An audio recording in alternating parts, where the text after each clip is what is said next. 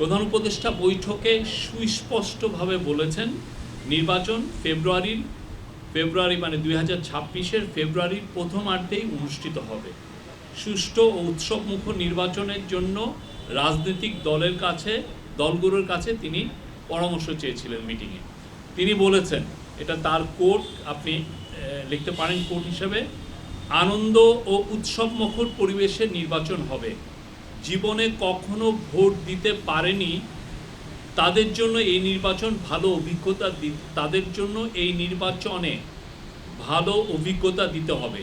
যারা ভোট দিতে গিয়ে তিক্ত অভিজ্ঞতার সম্মুখীন হয়েছেন পূর্বে, তাদেরও ভালো অভিজ্ঞতা দিতে হবে।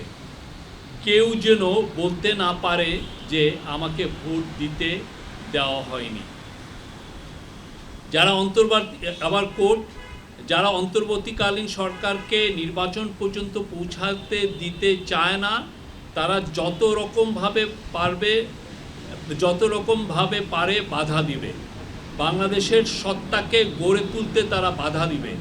তারা সর্বোচ্চ চেষ্টা করবে নির্বাচন বানচাল করার। এমন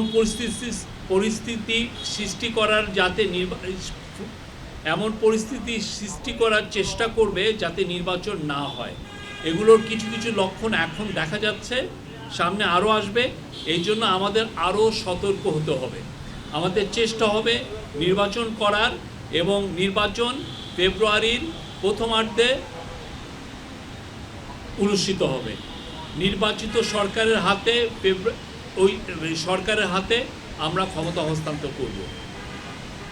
এবারে নির্বাচন অনন্য নির্বাচন, এটা অন্তর্বর্তীকালীন সরকারের নির্বাচন নয়, এটা এদেশের সকল মানুষের, সকল রাজনৈতিক দলের নির্বাচন।